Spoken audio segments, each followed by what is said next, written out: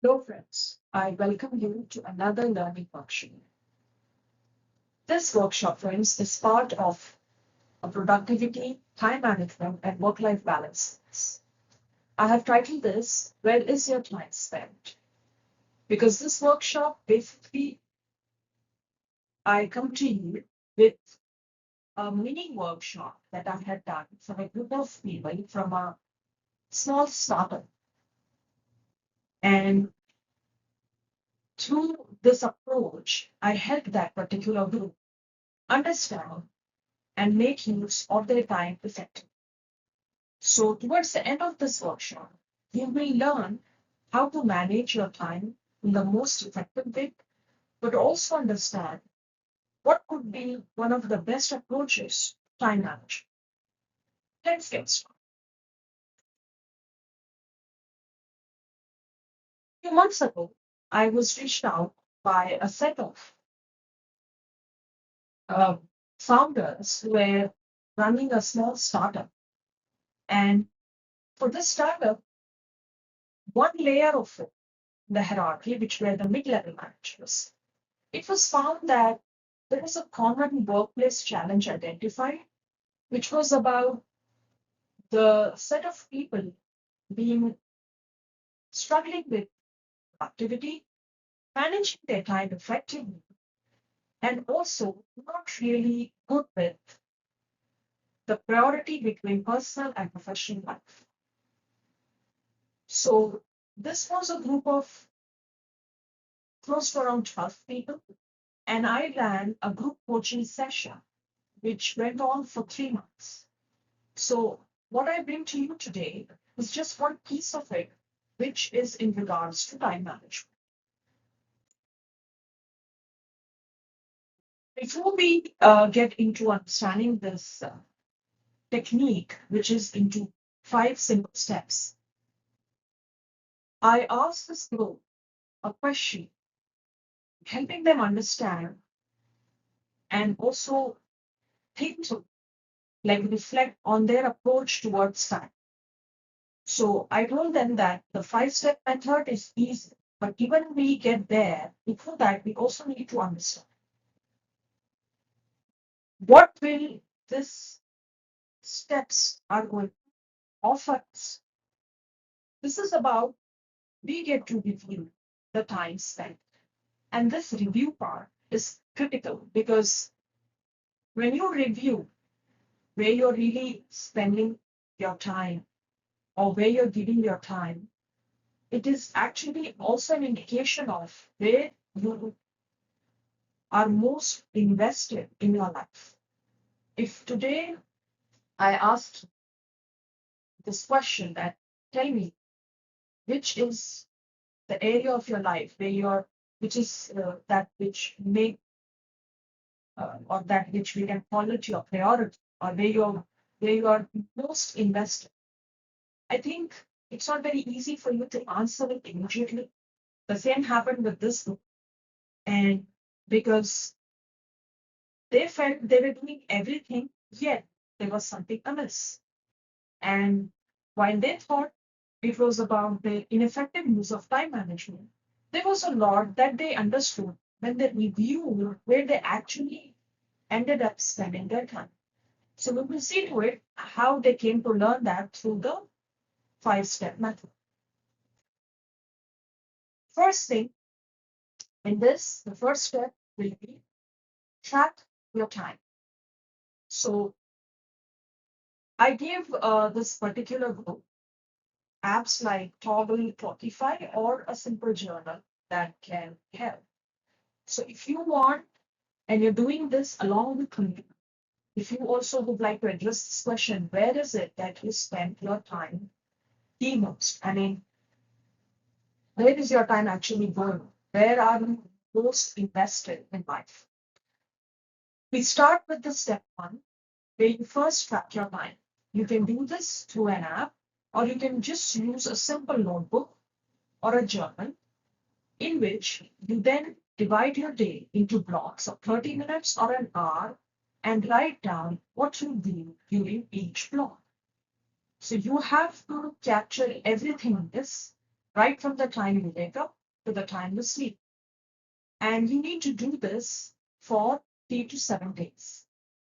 I may suggest that, friends, you can even do it more than 7 days, because the more data you have, the more accurate insights you will have about yourself and the way you're spending your time.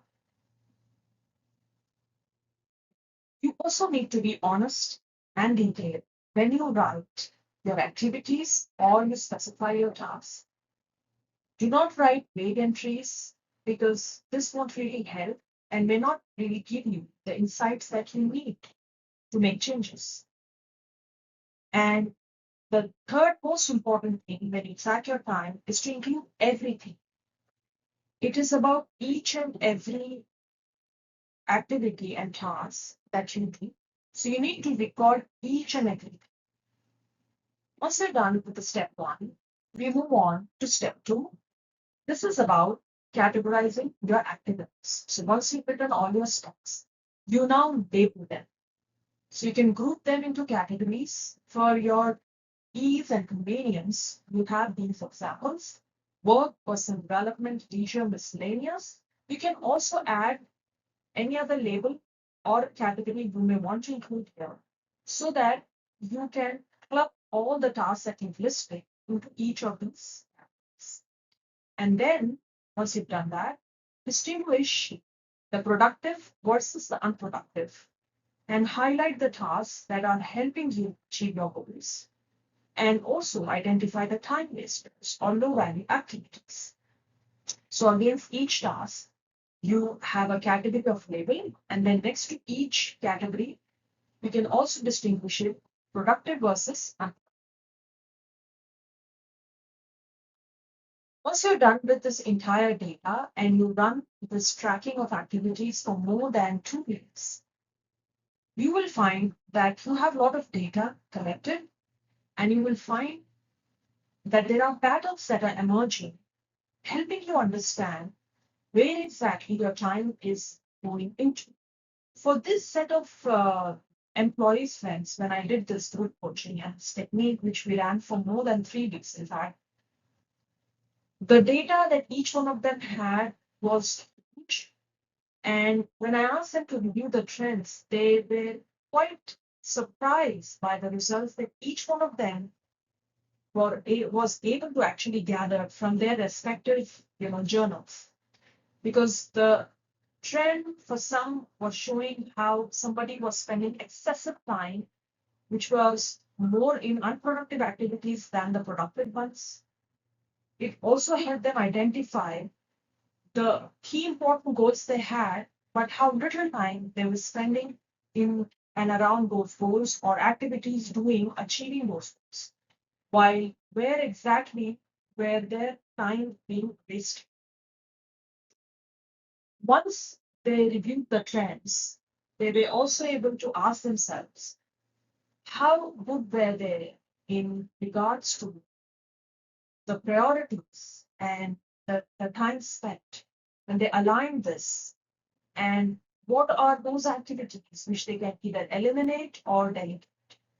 So the more data you have, friends, the more data you capture over a period of time in a very detailed and in a very candid way, with starting with the activities against the time blocks you have identified, then giving a label and category to each of it, then also identifying how productive or unproductive it is, you will find that there's a whole lot of wisdom that your own timesheet is helping you with. It is not just identifying your time wasters, it is helping you understand what are the things that you're procrastinating. Do you even have sense of your priorities, or you don't? What are your energy zappers? Where is it your time is getting wasted? And where are you most productive, or what take or what is taking away the most of your time? Maybe it could be some personal commitment or a professional one. Regardless of it, this data, as you keep collecting it, gives you a lot of insights, which then will help you change your approach, make those needful changes, and get your time back on track.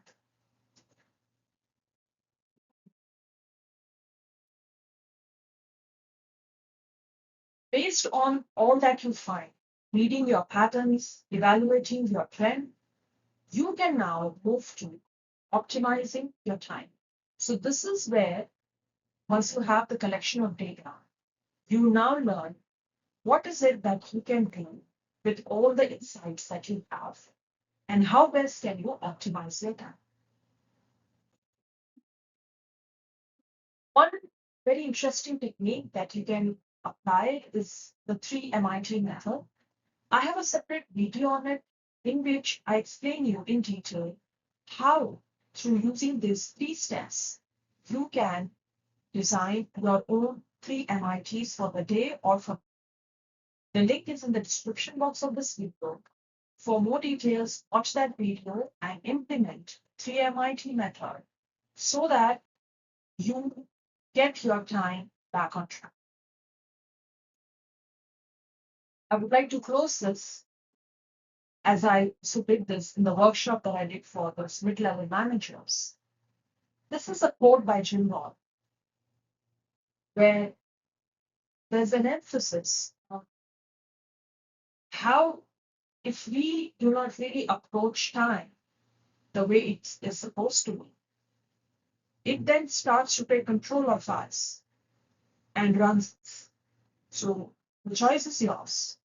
Either you run the day or the day runs. Thank you.